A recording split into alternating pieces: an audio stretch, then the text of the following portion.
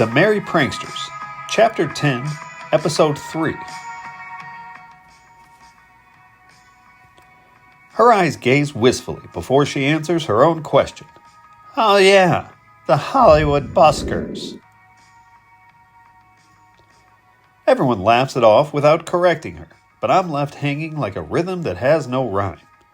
It's not jealousy that has my blood boiling, though I'm aware that simply mentioning it will be perceived that way. No, it's something more like confusion, mixed with a dusting of gaslighting. There's something about these Hollywood buskers that's not adding up, and I just want to know who these guys are. Before my caddy was totaled, no one knew what the hell a busker was. Then all of a sudden, after my coma, they're woven into the tapestry of society like Motown.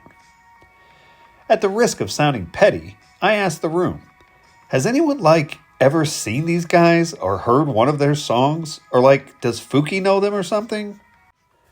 I'm looking to Dickie, maybe even Armante, for answers, but it's Barnes who finally speaks up. Shifting himself around to face me, as if describing a dream, RB finds the words to explain. Look, all I know is they drive stupid-ass beaner cars. Sorry, Dickie, but you know what I'm saying. They knew Demean, but they didn't like him. They fuck with a record label called Blackout Records, and they only play Sublime covers, so, they can't be trusted. He looks over at Tatiana like she may not be able to handle this next nugget of insight, and tells us they hang around the Rusty Hook in a way that suggests we should all know what that means. Then he says they look like an older, more methed out version of us, only it doesn't quite translate, which throws me off. They're like a fake Merry Pranksters, but one dude is tall and fucked up looking, and the other cat does something gay like wear an eye patch. Hank leans over to whisper at me. Dude, do you remember that thick-jawed dude those two nutty bitches left sitting out in the car yesterday? Wasn't that motherfucker pimping a patch over one eye? I remember watching Ginger and Lolita stumble out of the back seat of a butt-ugly Camaro, wearing flashy leather miniskirts and plain spaghetti-strapped halter tops. I paid no attention to the dude in the driver's seat until Hank asked, peeking from the living room curtains, Dude, that cat could be that bitch's dad, her pimp, or her boyfriend. I shrugged my shoulders and told him, it could be all three. What can I say? Bitches lie. Dude, we don't know anything about these chicks. We don't even know their real names. That was when Armante took an interest in the story. He left Tatiana heartbroken and walked over to ask, that redheaded bitch got a boyfriend? What kind of car he drive?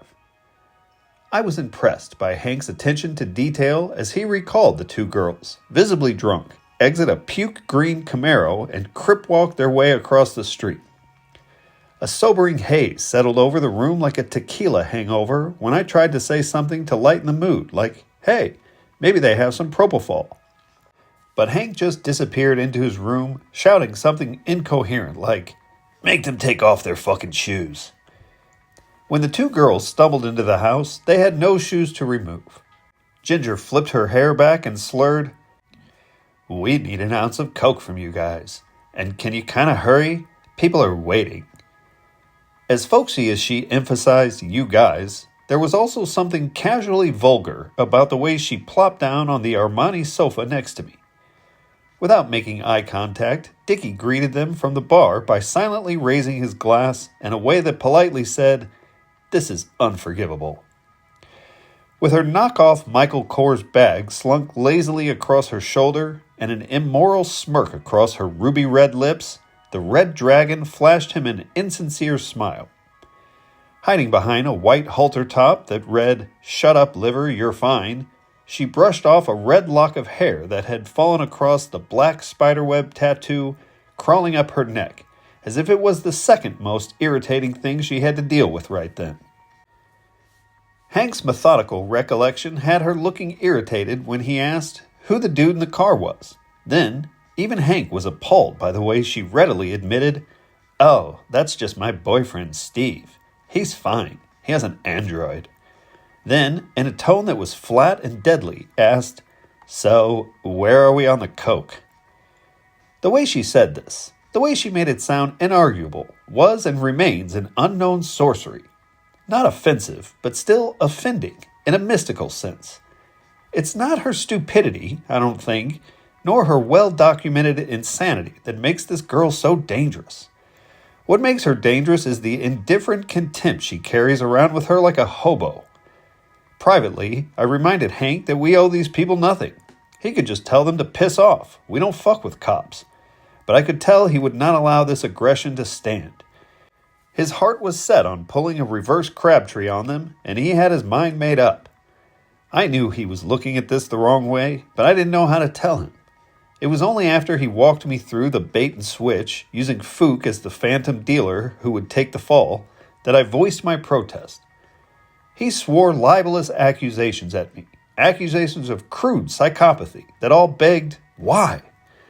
After I found the words to express these were not the double-secret federal agents we were dealing with, and they sure as hell are not some chess grand wizards, I laid out a scenario where we are all playing an all-new, slightly stupid, slightly suicidal game with an all-new set of rules.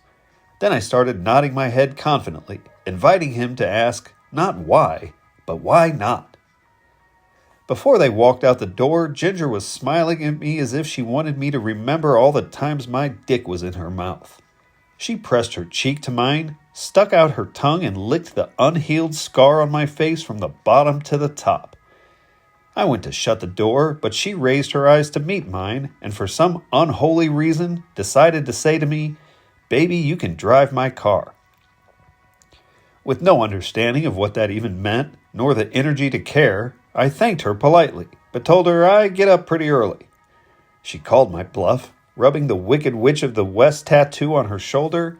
A new smile emerged when she leaned in close with her breast pressed firmly against me and, with a hint of malice, said, "Oh, that's cool. Steve will drop it off in the morning." I wasn't trying to be funny when I said, "Dude, it could be a coincidence. Driving shitty muscle cars and rocking eye patches is the way of the meth addict." But everyone except Armante shared a laugh. Armante leaned back in his bar stool and crossed his hands behind his head with that faraway look, as if to ask himself what it would take for him to drop his bitch's car off at another cat's house. He said, "St. Louis's most dangerous band, huh? Yeah, dangerously stupid." "That may be true, but you want to know what else could be true?" Armante responds to Dickie's dismissal. "I think you motherfuckers is dancing with the devil. I think all these motherfuckers are connected in one way or another, and every blood-stained kilo that falls in your lap, every record label you sign with." He scoffs, shakes his head, and calls us the N-word.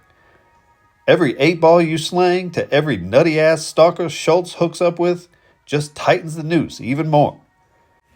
These roads all lead right to the Irishman's door, and accepting this coke is as good as a blood oath to them motherfucking gypsies." As the ice in my glass of scotch melts, I let all that sink in while an Allman Brothers concert plays.